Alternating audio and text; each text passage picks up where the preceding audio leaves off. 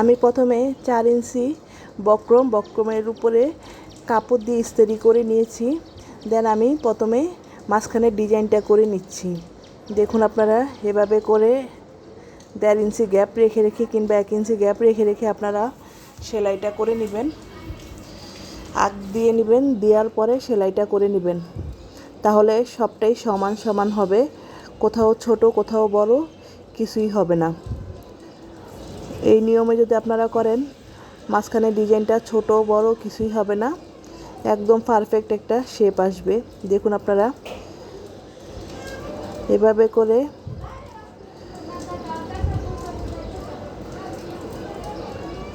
সবগুলি প্লেটে এভাবে করে সেলাই দিয়ে নেবেন।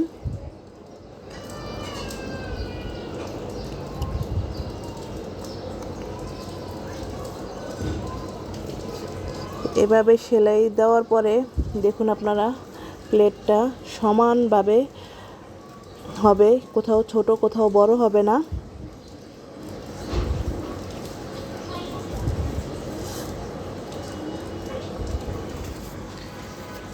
আমি এক পায়েরটা দেখাচ্ছি আপনাদেরকে।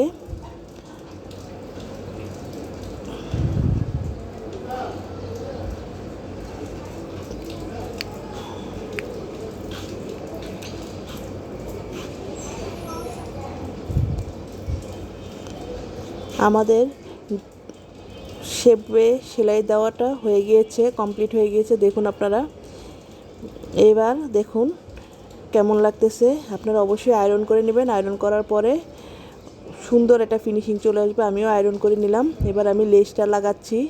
প্রথমে আমি উপরের লেসটা লাগিয়ে নিচ্ছি, ক্রস লেসটা। দেখুন আপনারা ক্রস লেসটা লাগানোর পরে ফোল্ড করে আরেকটা সেলাই দিয়ে নিলাম। আপনাদের বোঝার সুবিধার্থে আমি কিন্তু খুব সিম্পলভাবে করতেছি, যেন আপনারা খুব সহজেই বুঝতে পারেন।